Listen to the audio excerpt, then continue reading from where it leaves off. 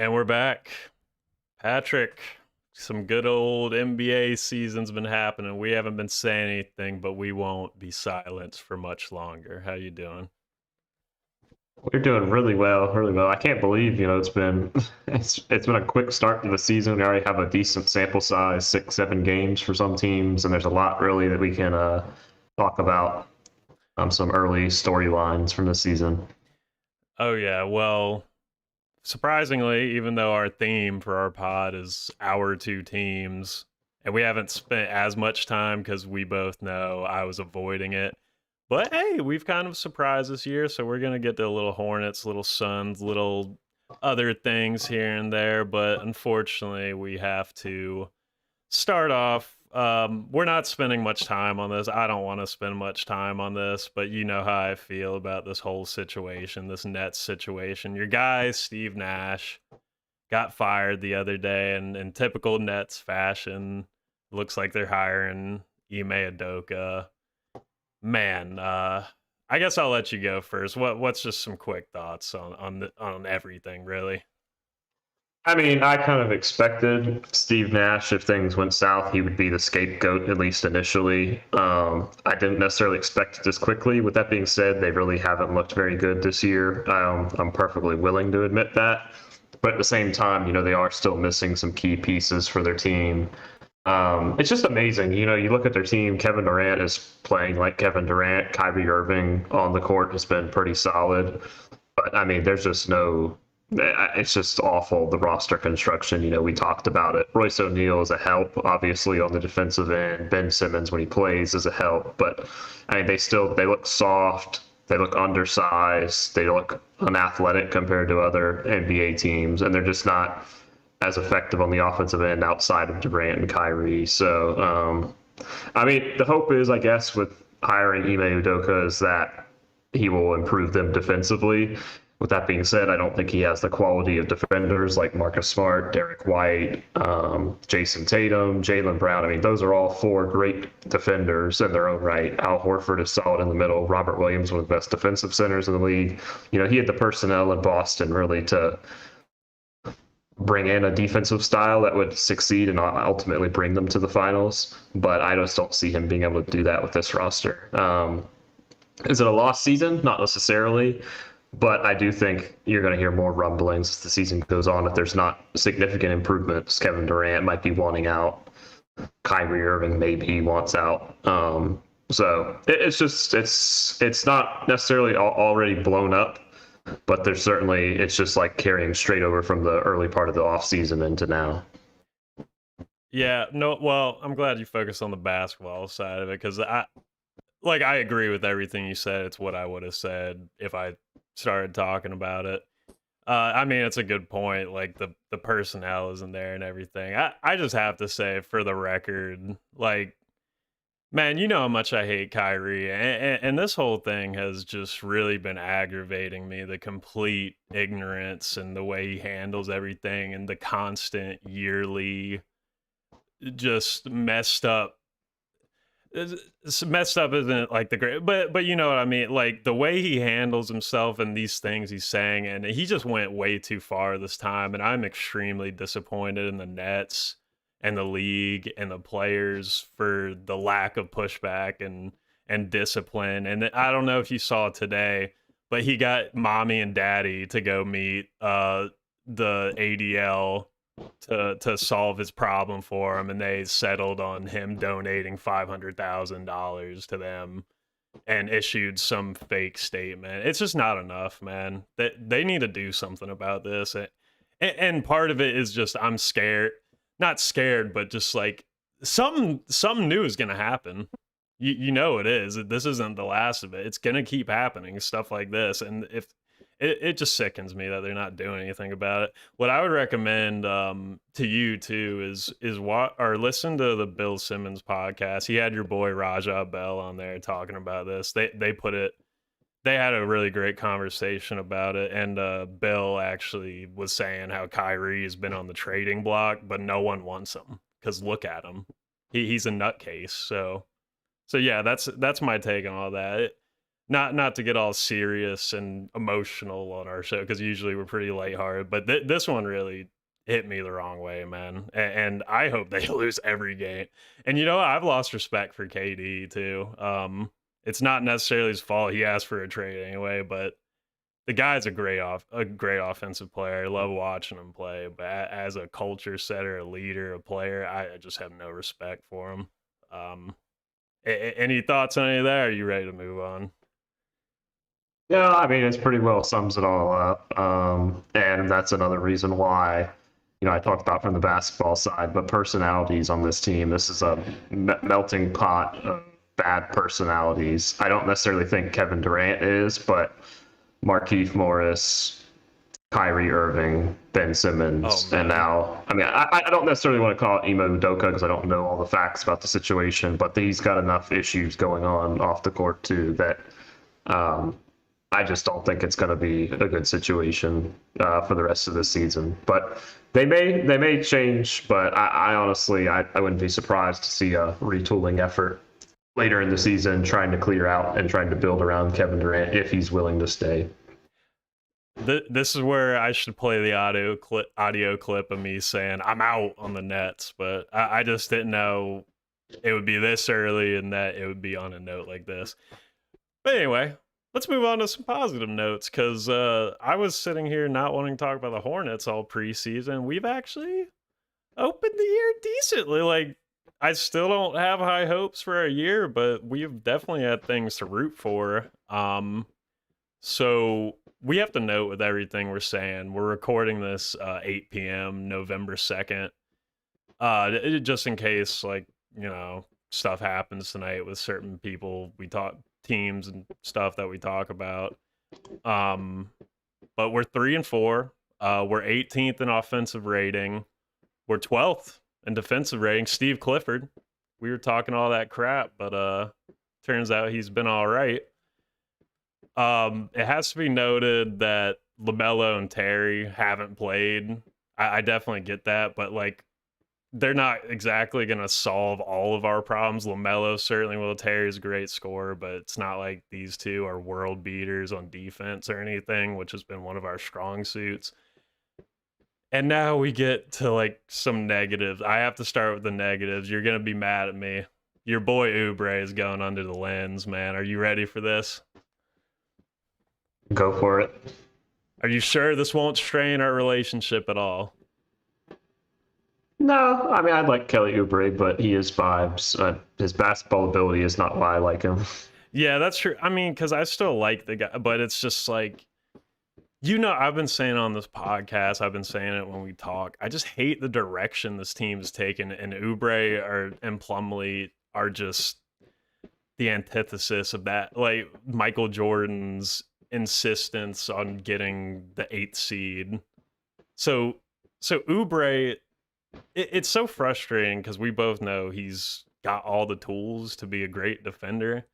But this guy is frustrating me and every Hornets fans because he's not engaged. He's not playing with the team on defense. He's out of position constantly. He's not fighting over screens. He's sitting there yelling at refs instead of getting back on defense. And then offense, his calling card, like he's putting up decent numbers, 16 points, but he's shooting 40% from the field. And as a team that isn't very talented, the way you win is by a lot of ball movement. The guy, he just doesn't pass. He just chucks everything he puts up. It doesn't matter. Like if it's a smart play, sometimes he'll give up the ball, and then you're like, yeah, yeah, yeah. So here's a stat for you, because I nerded out on this podcast. Um, he's only made 19 passes this year. He's passing the ball 3 Oh times my a God. game, man. 3 times a game. I laughed when I saw that. Um, Another thing, he's shoot more mid-range shots. I kind of thought that would be a good thing, but so it went up. His like mid-range attempts went up from 15% last year to 32%. And I don't know, have you noticed that across the league? It seems like a lot of more people are taking the mid-range again. You've seen that? Yeah, well, I think it's part of some of the better offenses in the league utilize the mid range, and also a lot of times that shot is available. It's more available than a 3 pointer in today's NBA, and certainly more available than a shot inside. So that I think that is true, and also personnel wise, especially not saying LaMelo and Terry are necessarily your best 3 point shooters, but they're certainly two of the better ones, and For I think sure. because of that. Gordon Hayward specifically is definitely more of a mid-range guy at this point in his career. So I think that definitely helps. And he's mainly the main cog in this offense at the moment just because of the injuries. Oh yeah. But here's the thing. It's a good point you made, but so like for y'all, for example, and we're gonna get to y'all later. Y'all take mid ranges because y'all have great mid range shooters in Chris Paul and Devin Booker.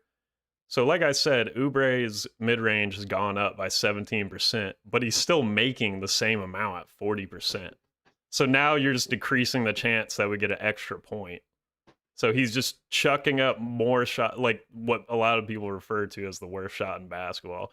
And I'm it it is like I'm not trying to just like come after the dude. It's less about Kelly and more about the direction of like this isn't the type of player that we need. This isn't doesn't mesh with what we're trying to build, but it's just the insistence of this NBA thing of just playing veterans who aren't necessarily winning players, but they have experience. So they think they're the best shot to win. And Plumlee is a good example of that. We both hate Plumlee. I mean, the guy is despicable to watch. I don't even know where to start. I guess the free throws. What do you think of his left-handed shooting free throw form? I I try not to hate on people. I mean, it's tough to really say because I say I try not to hate on people who can't shoot free throws because like it's not easy, obviously, but he's just not improving much. I mean, he's sitting right at the even 500 clip for this season.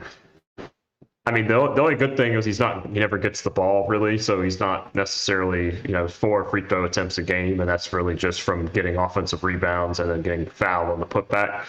So I mean, it could be a lot worse if he actually was receiving the ball in any low post situations. That wouldn't happen because he can't do anything in the low post. I mean, there's talking about bright spots for the Hornets, Nick Richards is definitely one of the bright spots. There's just not really any reason I see for him not starting over Plumlee at this point, besides, veteran presence and that kind of stuff, which is fine.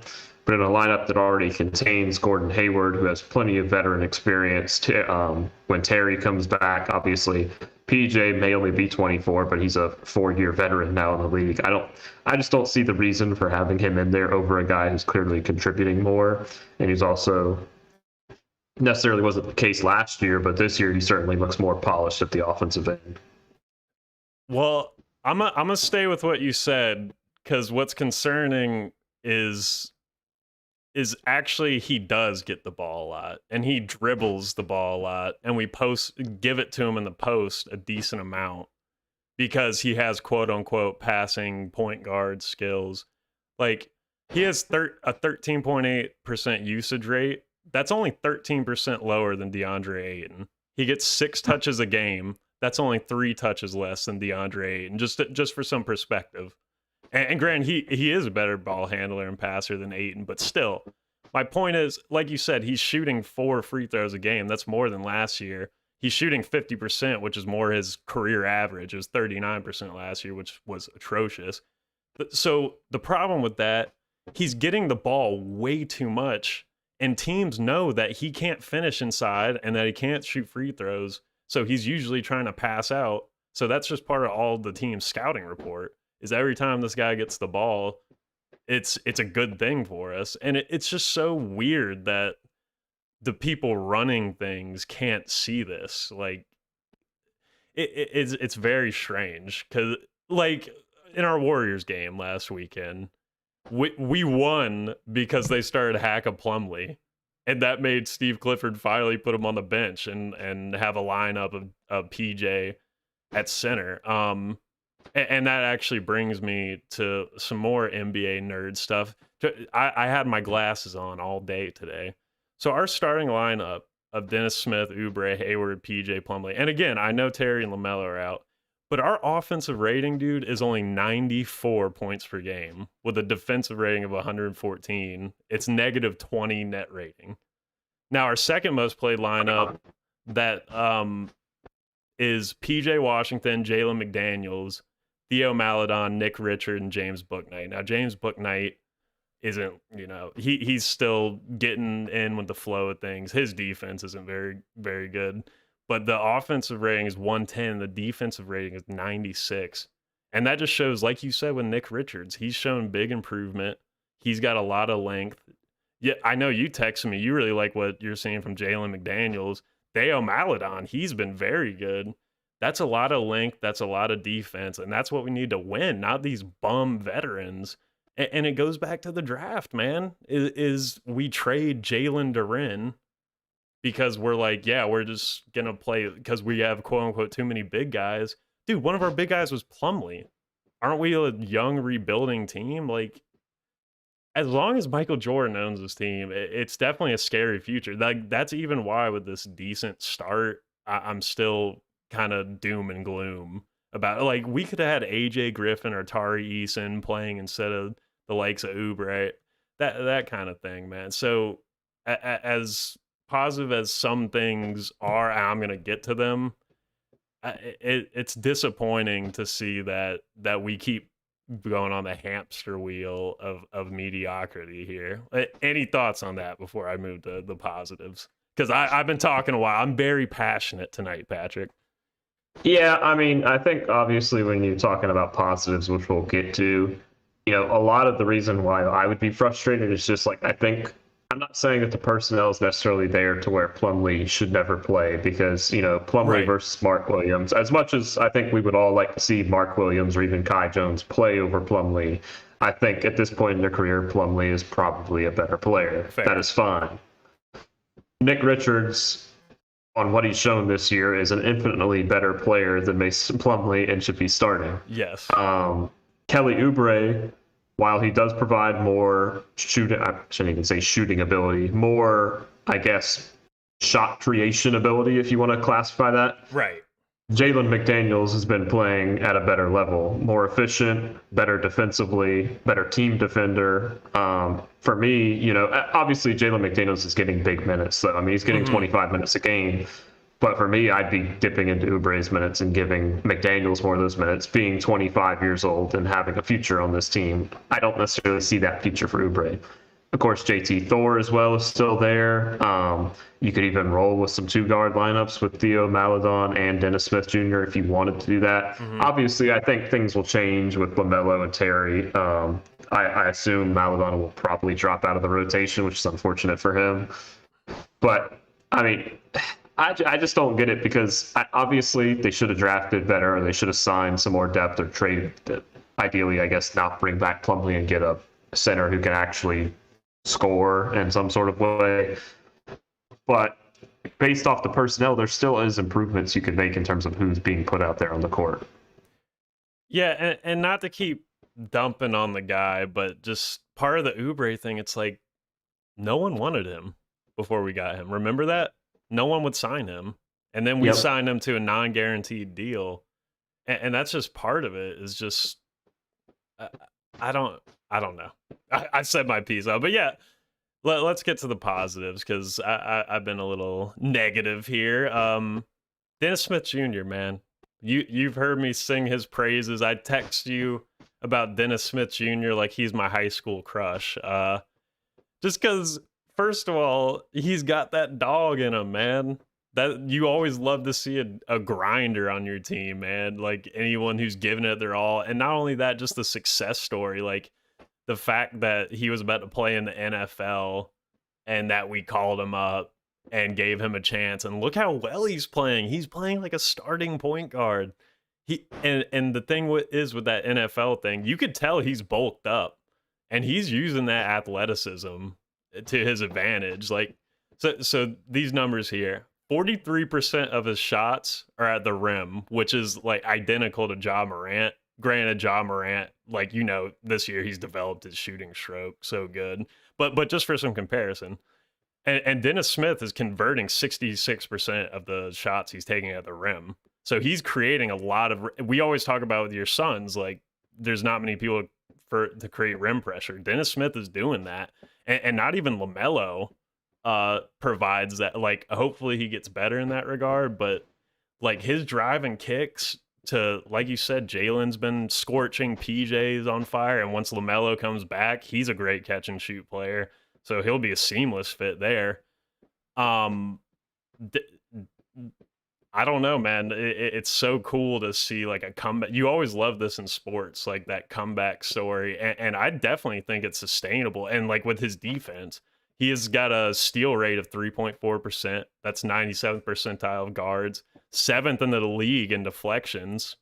On a team with LaMelo, who's actually good at deflecting the ball, and Cody Martin is too. So that could get us out and run. I mean, we're only 27th in fast break points right now. You know, LaMelo will fix that. But yeah, what have you been seeing from Dennis Smith that you're liking? Yeah, well, I'm gonna package him with Maladon here a little bit, Yeah, because it's really one of those things for me. Like we talk about comeback players and that kind of stuff. Dennis Smith Jr. I didn't even think was ever going to be in the league again, to be quite honest. From what I understand, his course had basically been run, and he was done. He has surprised me in so many ways this year because, looking at him in the past, I just saw him as an explosive athlete, not necessarily a great shooter, not necessarily even a great defender, more of kind of a diva.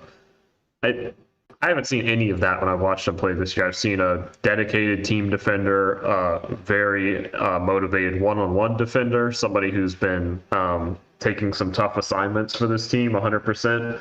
And then also at the offensive end, he looks so much more polished than I ever remember him being. Obviously, his attempts at the rim are his main source of offense, but I mean, he's still shooting 48, 49% from three. Of course, that's on 2.5 3-point attempts but per still, game. No, that is still obviously a massive improvement, and it makes him a threat. Teams have to respect that ability at that end. Obviously, the physicality helps too. I mean, he's averaging 4 rebounds a game for a guard, which is pretty good for a guard.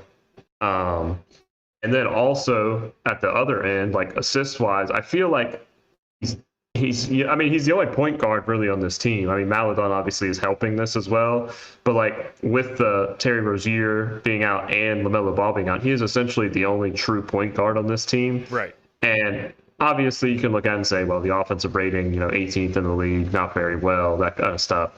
But I mean, he's still 6.5 assists a game. And when I watch the offense with him, I don't necessarily think it's his fault. And I think especially some of the actions with him and Hayward, two of the more skilled offense players on the team, or even PJ as a third guy, I feel like the offense flows well enough with those three people involved. I think a lot of the issues involve some of the other actions, Plumlee, Oubre, and others. So I've just been super impressed. I'm very happy for him because he's obviously worked very hard to get back in this ability, to get to this ability and be able to contribute to a team. And then also I'll touch on Maladon really quick because I'll be honest, I didn't watch him much at all last year with the Thunder. I was not aware.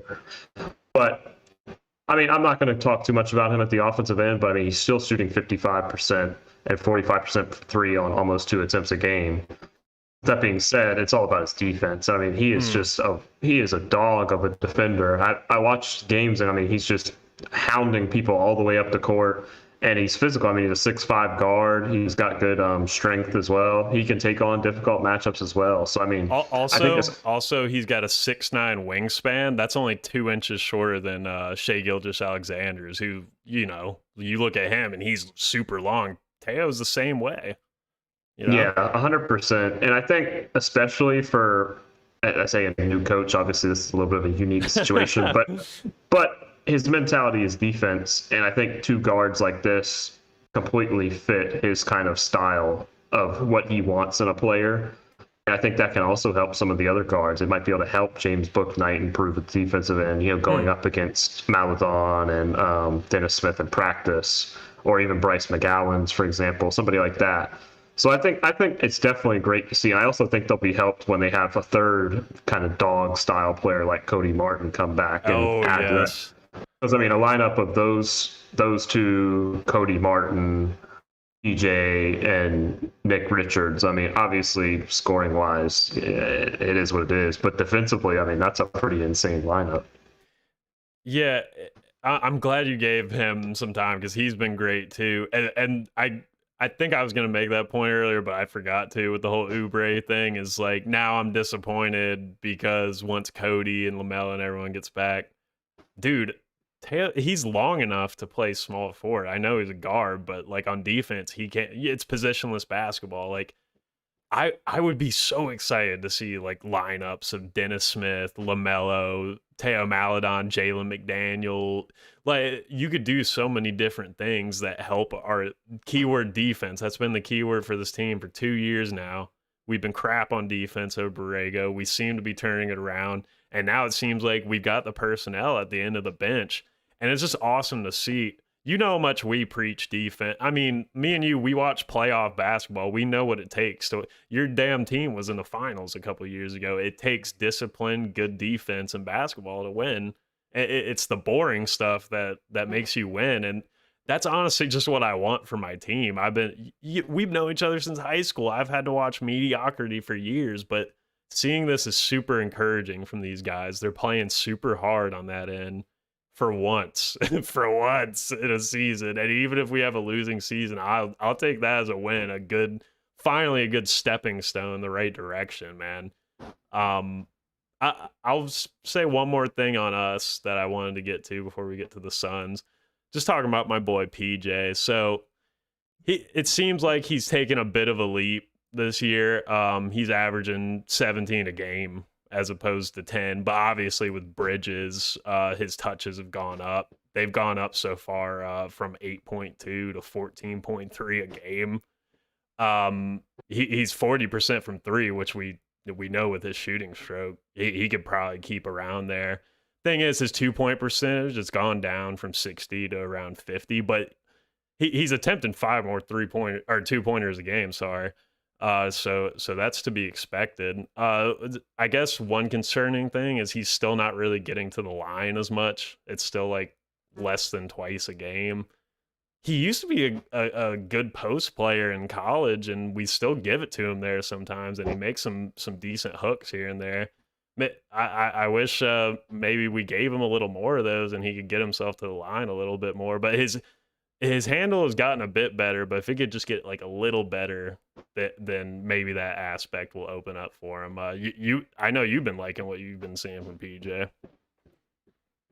Oh, 100%. I don't really get, obviously, the 3 point shooting, we'll start with that. That's just really good to see. Obviously, we know how much of a, that's kind of his play style, ideally at the 4. Mm-hmm. Obviously, with the lack of interior scoring with the loss of Bridges, obviously, I feel like that's a big part of why his 2 point percentage is down. I think he's being forced to, be a little bit more involved in the offense at that end Mm-hmm. because he is the most capable out of their options at this point. So I think it's one of those things, really at this point, that percentage is not too bad considering the amount of extra looks. He said 5 extra looks a game that he's getting. Importantly, though, I do think he's been very good on defense. I also think, especially with some of those veterans like Rozier, and I don't want to say Ball is a veteran, but obviously he's a leader of this team. I feel like he's taken an active role in terms of, being vocal, especially Right. on the defensive end. In terms of his post up, I mean, I think he is a good post player, but it's one of those things. Teams are quite easily going to be able to double him or, try and trap him in the post with Plumlee being the opposite player in the And he's post. not the greatest passer out of the post. That's a really good point by you. Yeah, I didn't even think about the passing aspect, but that is a area of a game that he needs to improve on for sure. But I think it's another thing personnel wise, and also like I said, the increased role in terms of shots too. I think his shots will obviously go down once LaMelo and Terry are back too, so he may be able to be a little bit more efficient. But at this moment, especially with who's being put out on the court at this point, I've been very happy with his start so far. Heck yeah, and even though I started our section super negatively, like it's only because there's so much positive here, and it's like if the front office and the ownership could just get out of their own way, they've got something really special here. Considering me and many Hornets fans were doom and gloom about this season, but it's been it, overall, it's been super positive to see this from the guys, and I'm proud of these dudes, and it's a fun team to root for, which I did not expect. But enough Hornets. We'll go on to your team, and one of my adopted teams as well, the Suns. Y'all are 6-1, second in offensive rating, fourth in defensive rating. Y'all are picking up right where you did left off last year. I just have to say before you do your piece, I still can't believe this Jay Crowder thing, man. Like, why couldn't he just come off the bench, or why haven't y'all found a trade for him yet? Give me your Suns. Just give it to me. Okay, so because you mentioned Crowder, we'll start with him, obviously. All I really have to say on the matter is I think, especially with given the way we played this year, I think he's making himself look pretty stupid. I'm not, obviously I get his motivation to start, and I think he is good enough to start for a lot of teams in the NBA. With that being said, I don't think we're a lot of teams in the NBA. I think we're a very solid team that's, I would say, is a championship contender. And in that case, sometimes, and especially with somebody like him, I think he would accept his role and know that a younger player who's better on offense, like Cam Johnson, that's why he's starting, because I think you've seen a lot this season already how much of the potential our lineup has with Cam there at the 4 instead of Jay Crowder. Why we haven't necessarily traded him yet, I think for our sake, the way we're playing, it's one of those things they're going to try and hold out and get the piece to best complete this team, whether that be a bench scoring guard or whether that be somebody else at the 4 to give another physical option, or even another center, which I don't necessarily think will happen. I think they're just holding out, trying to figure out what piece it is that they want to see how the team plays and where we best need to improve. So the main thing that I've noticed so far this season has just been the bench is back. It wasn't necessarily gone last year for sure, but the thing that really we fell in love with the Suns and the bubble run and then the first season with Chris Paul was how good the bench was. Cameron Payne, Cameron Johnson, Torrey Craig when we traded for him, Dario Saric as well. We really loved that. And I think one of the pieces and one of the things that was overlooked with JaVale McGee leaving, which I didn't even think about, was how much that clears up space for Cameron Payne. And I think we're seeing the best of him because you have somebody like Jock Landale, who, with it being said, has not necessarily been shooting the 3 at the best clip. But at the same time, teams do respect him because he has shown in the past the ability to shoot. And also, he's not hesitant. He will take the shots there. So because you're playing a 5-out style with Cameron Payne on the floor, I think that makes his game as sort of a driver so much better. We're seeing a lot of the old Cameron Payne beating guys with the first step, not being afraid to, get physical inside, even though he is one of the smaller guys on the court. It's been so good to see for him because, he went through a rough playoffs last year, even a rough last season. And so he really looks like he's back to his best. And that's crucial because the lack of Cameron Johnson with the bench unit. A lot of people were concerned there's not going to be enough scoring with Cam Johnson moving into the starting lineup. But really, Cameron Payne has been such a big piece that with his scoring. And then also Jock Landale has been incredible too in terms of his scoring, which we'll get to him a little bit later. Speaking on just the starting lineup, I've been really encouraged a lot because, we talked about it at the beginning of the season. I didn't think we were going to do this well because I thought, we were going to go through some growing pains because our goal was going to be to get Mikal Bridges more involved in the offense, Cameron Johnson more involved in the offense, and DeAndre Ayton. The Ayton thing is not necessarily, I wouldn't say that he's necessarily taken as much of a step as I'd like to see. Obviously, he's gotten injured, so I haven't seen him in the past 2 games. But at the same time, he is now taking the second most shots on the team, which is very encouraging. If you look at just strictly the starting lineup, Chris Paul is taking the least amount of shots out of the starting lineup, which is absolutely beautiful in my mind. That's his role. Yeah. First. I mean, and it is not because of the fact that he is not capable of doing that on a given night, which there have been nights where, we're struggling. Like even last night when we played the Timberwolves, we were starting to get a little bit, they're starting to get back into the game, comes in, hits a couple mid-ranges and calms it all down. And then he starts getting the teammates involved again. But more importantly, this is allowing him to rest a lot more. Because, he can be on the court, obviously, but at the same time, if he's not having to do the work at the offensive end that he has done in previous years, that's going to help him so much as we get later into the season. So Aiton has been definitely improving at that end. He's still doing it in an efficient way like he always does. So I can't complain at all about him on that end. And obviously he's our anchor defensively. Cam Johnson, at the start of the season, it was already people were saying, "Oh, well, this isn't good because the Mavs game to start off the season, the first couple of games, he wasn't doing it in an efficient way, and he shut everybody up pretty quickly because these past several games, he's just been outstanding. He's back up to 44% from three, which is just crazy good. Speaking of that, we always worry about spacing in the league. Mikal Bridges 47% from three on 2 attempts a game. Cam Johnson 44% on 7 attempts a game. So I mean that is a incredible amount of spacing. At least 10 points a game basically on the three based off of those averages. So, and also I've also seen an improvement in his mid-range. He's been more willing to pump fake, get the defender up in the air, and then go and take a set 2-pointer, which obviously fits in a lot with our offensive strategy, specifically Devin Booker. You want some Cameron Johnson numbers in that regard? Because I dug them up. So, you mentioned that. First, I got to say, he's similar to PJ. He's taking more twos, like you said. It's going down a bit. The numbers are the numbers. They're going to change all year. Who knows where they're going to go? But I'm glad they're letting him take more shots. So, part of that is, like you said, with the mid-range. He only took 33 long mid-range shots last year, all year. That's 14 feet from the basket or longer. And he's already attempted 9 in the early season, and he's converting them at a 44% rate. And like you said, with getting people up in the air, he's taking more dribble pull-ups. His dribble pull-ups last year, he only took 1 a game and only shot 22%, but he's already at 2 dribble pull-ups a game at 46%. So that's really encouraging. But go on. Yeah, so I mean, I've just been so encouraged. It's the only frustrating things, obviously, that we decided not to extend him this offseason, which means he's probably going to be more expensive if he plays like this. But at the same time, he's obviously a part of our young core. I mean, that's the thing. You look at this starting lineup, and it really is these 4 guys with Chris Paul. Those 4 guys are the future of this team. And I'm very happy to see them getting developed. And I think Chris Paul is more than happy to be that way because, once we get later in the season and once we get to the playoffs, he's going to be able to shine like he normally does. And that's the scary thing. You look at the offense right now, Booker is the number 1 scoring option. Ayton is the number 2 scoring option.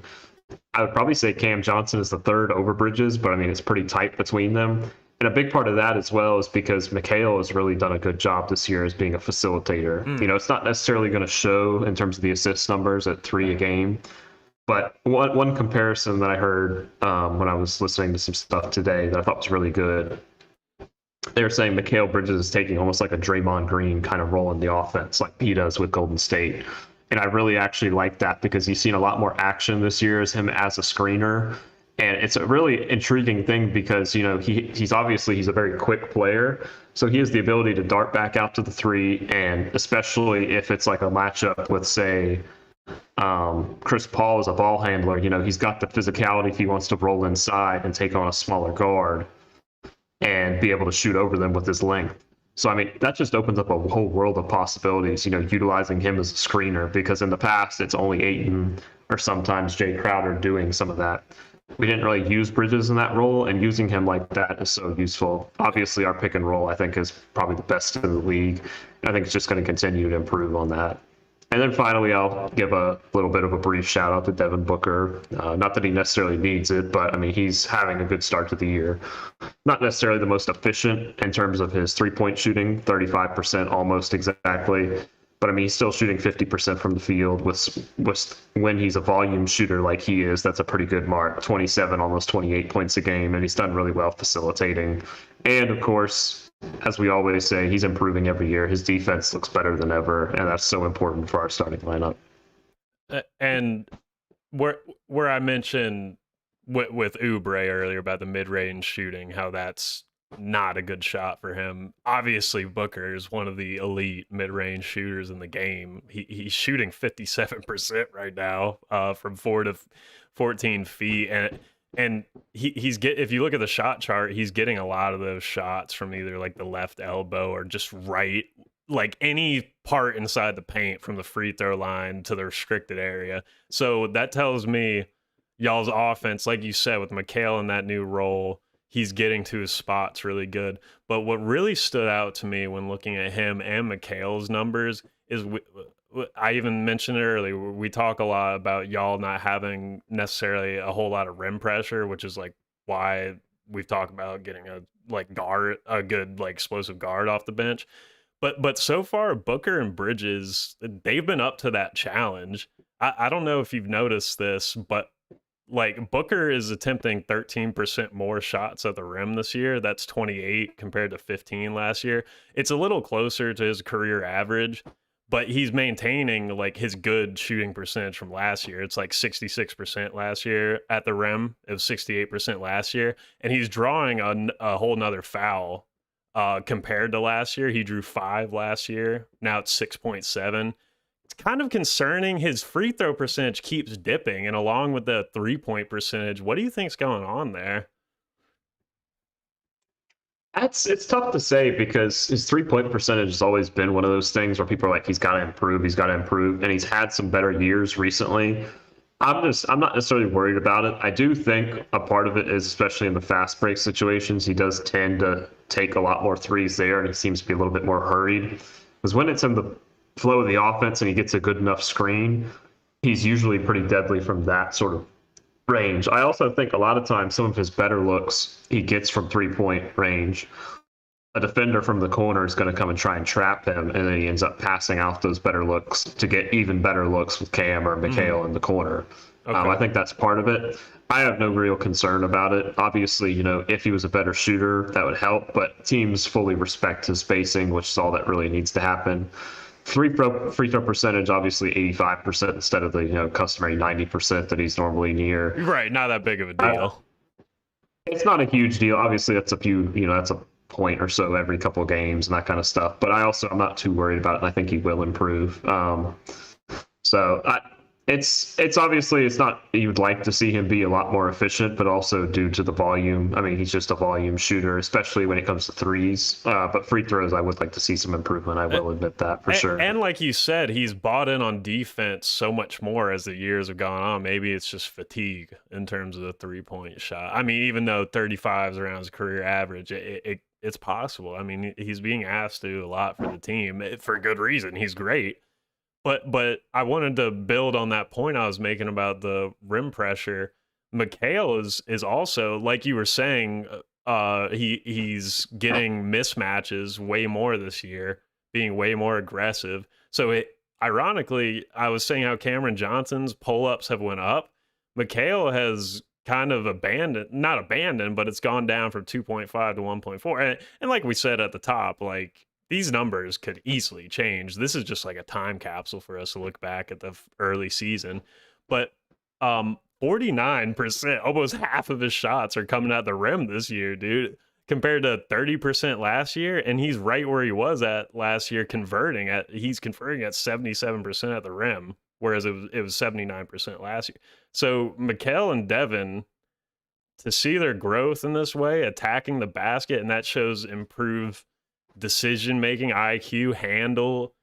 Like I said, y'all are one of my adopted teams. So as a fan of y'all, it's exciting to see that growth from two players that me and you love a lot. Yeah, I'll speak a little bit on our more of our rim style offense this year. Obviously, it's not necessarily as high as, let's say, it was in the 90s or the 80s or something like that. It's never going to be like that because that's just the modern NBA. But what we're doing essentially, I mean, it's always been the case on our offensive end specifically, but I'll just give an example here of like our matchup against the Warriors, for example. So when you look at the Warriors, their standard defensive setup, it was Klay Thompson on Devin Booker and Wiggins on Chris Paul.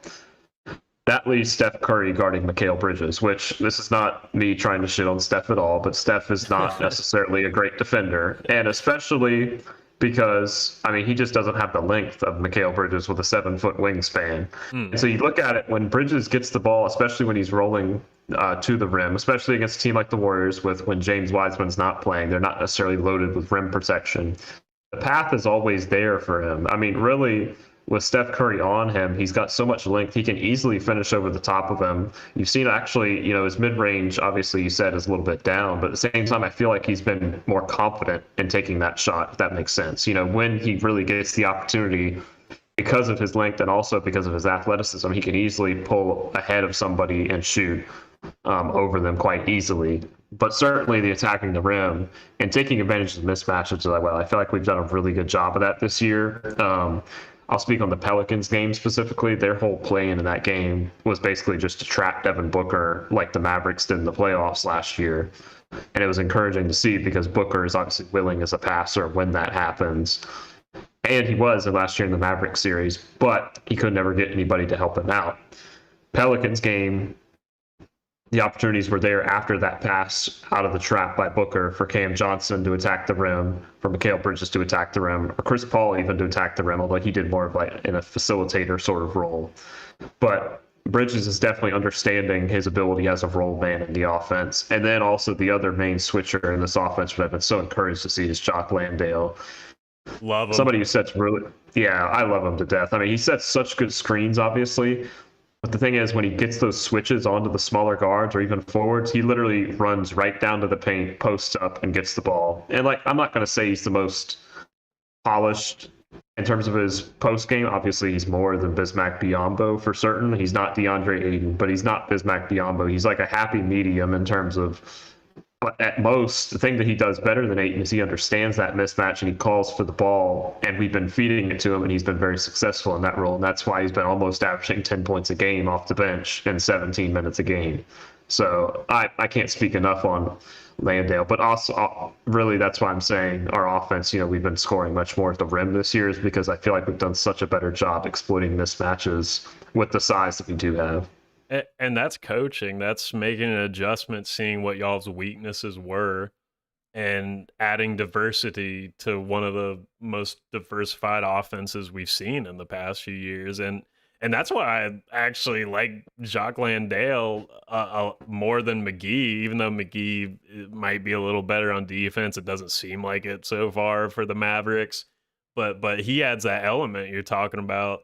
Like you were even saying earlier with Cameron Payne, like the screens are important, man, to open up the offense. And then I even mentioned with Booker's numbers or Cameron Johnson's numbers, that's opening them up to get them to their spots. And you always, like I was saying with Dennis Smith Jr., you love to have energy guys like that. So I'm really happy that's working out, and it can't be understated. He was with the Spurs. So that definitely helped his basketball IQ and maturity. So it's great to see it because I said on the pod, even though I had y'all ranked a little lower, I still thought y'all were being overlooked far too much by people just because of the drama and like how it ended last year. I get all that, but y'all were a dominant team last year.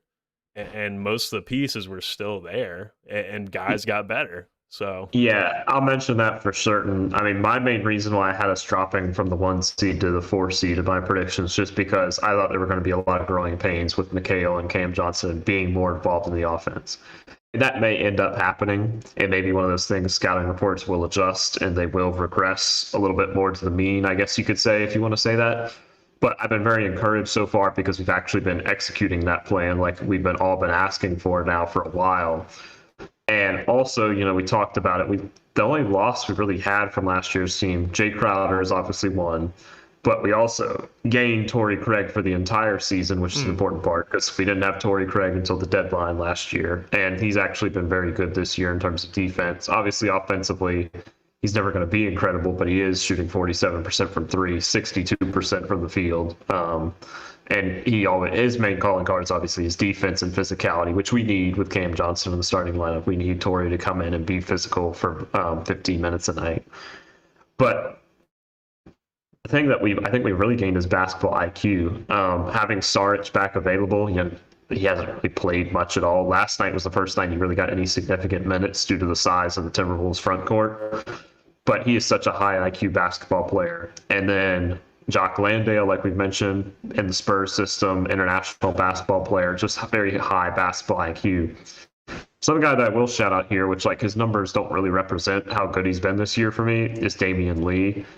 I I watched him with the Warriors, and I was just kind of like, I don't really get the hype on this dude. I don't understand, But coming to this team, his just ability to read a defense and that kind of stuff, and how he keeps the offense flowing is so refreshing. I mean, he is such a smart player.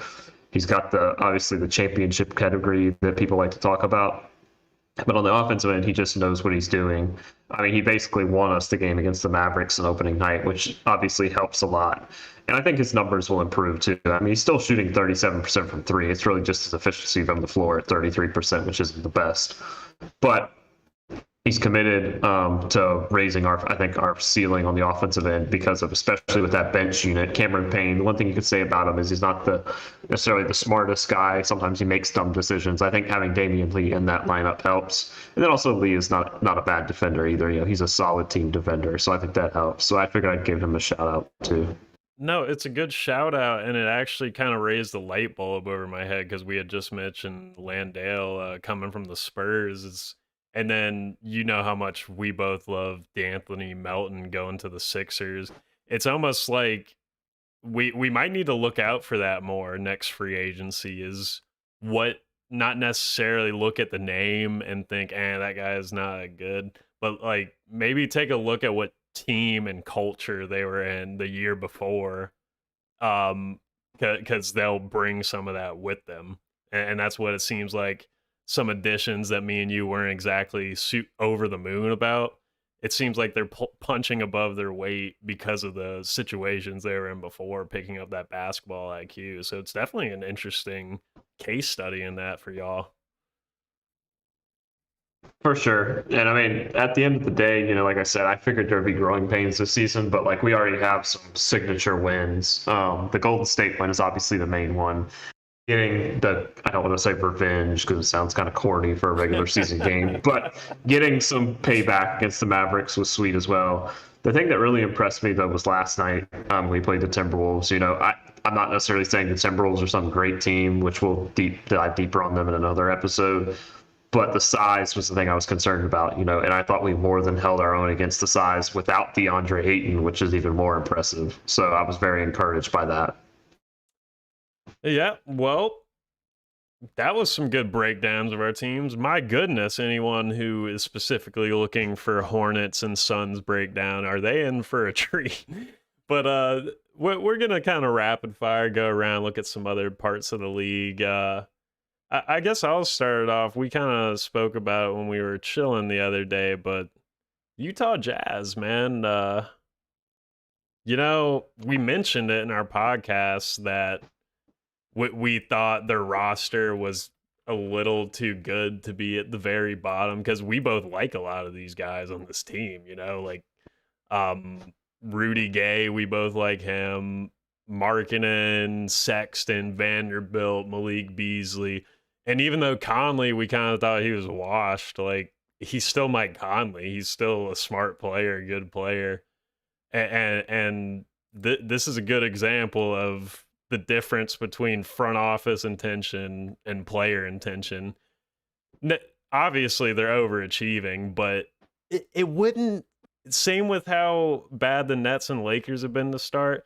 It's kind of like if you had told me they would have started like this before the season, I'm not saying I would go like, yeah, I know, but it wouldn't have shocked me because I like the players on this roster a lot, and they've got good defenders, good scorers, good passers all around. Like, what have your thoughts been on this Jazz team? It's pretty funny.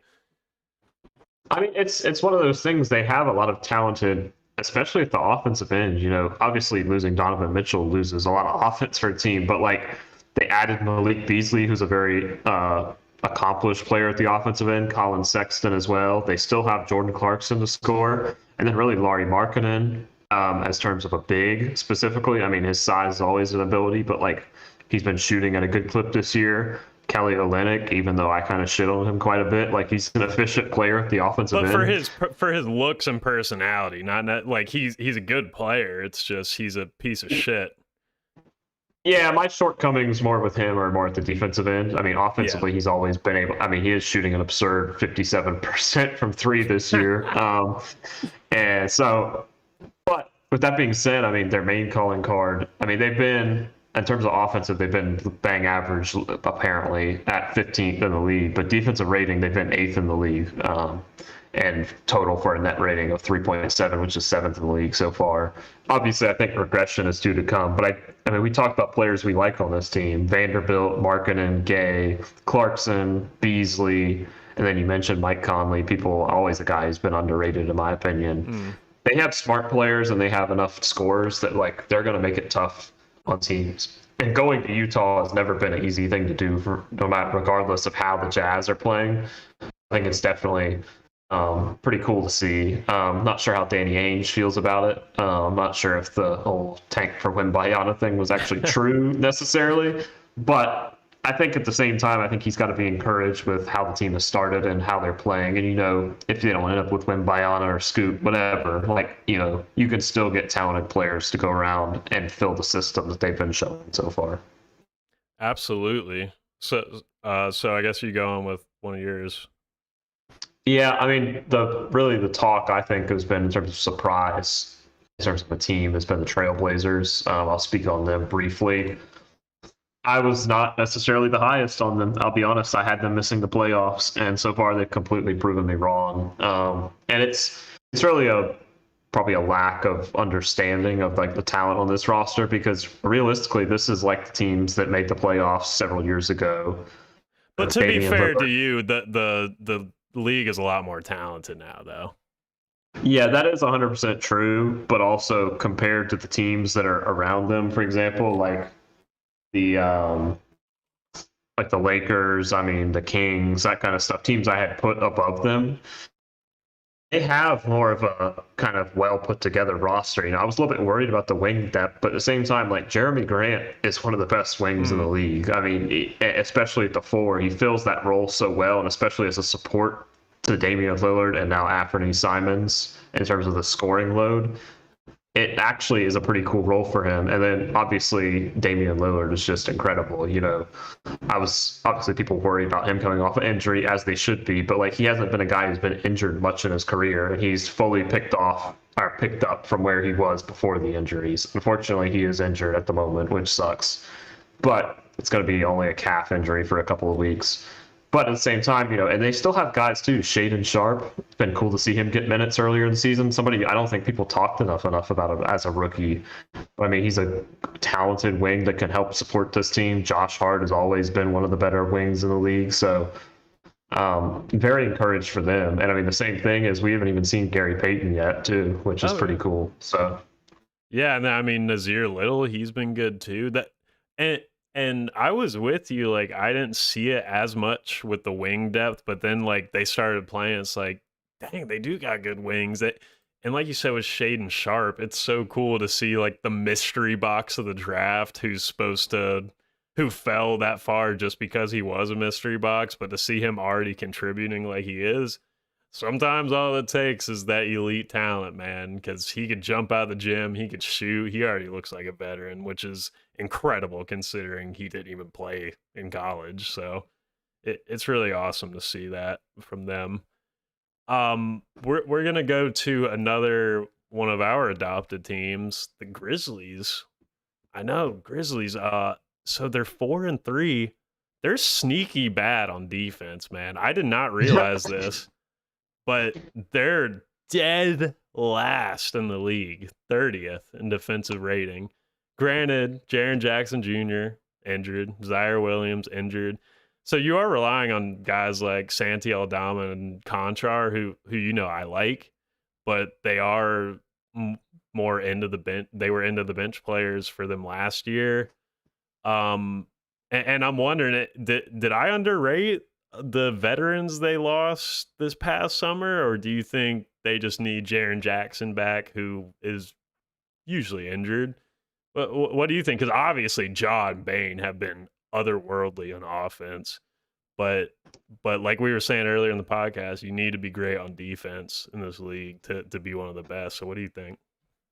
Yeah, I'd be interested to really see how their defensive rating has improved since Dylan Brooks has come back, because the first couple games in the season they were starting Conchar and Aldama together, which this is not necessarily a means of me hating on them because they're young players who are not necessarily maybe the most gifted athletically, Right. but like playing both of them on the same court has the ability to be tough. And then also Steven Adams, which he's fine in the post, but he can be taken advantage of when he gets drawn out to the perimeter.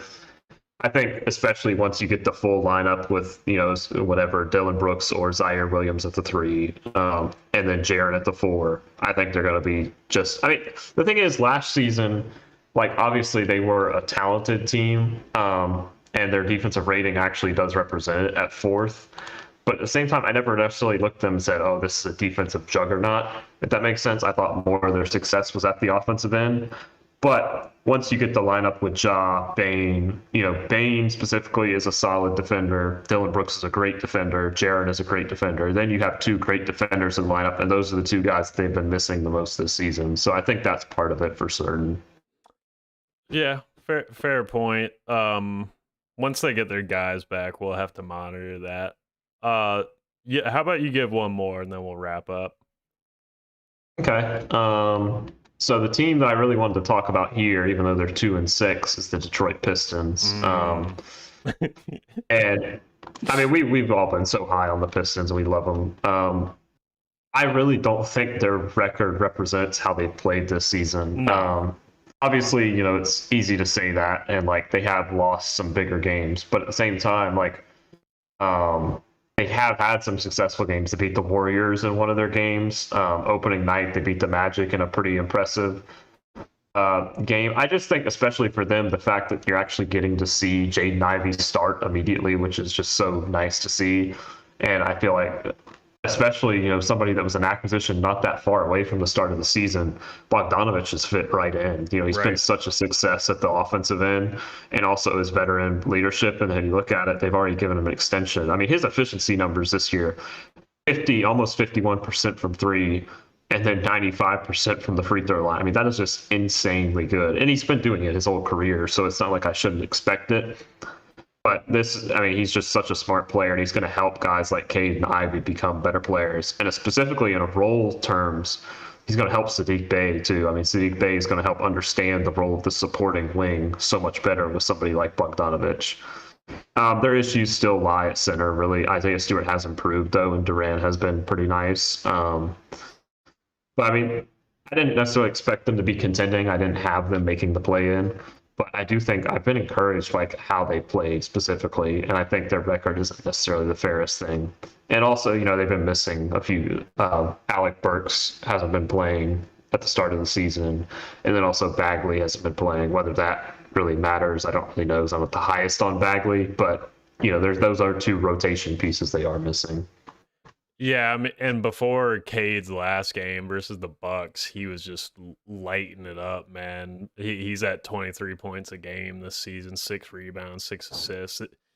We both love Cade. This guy is special. Ivy has, like you said, fit right in the starting lineup. They've both worked together just how we dreamed it when he got drafted. Boyan, I loved that trade at the time. Love the point you made, how he's going to help Saddiq, he's going to help Cade. And you're right. 2-6 doesn't. They've two, and then you mentioned the Magic before the show. They're 1-7. I've watched a lot of Pistons and Magic. They're competing hard every night.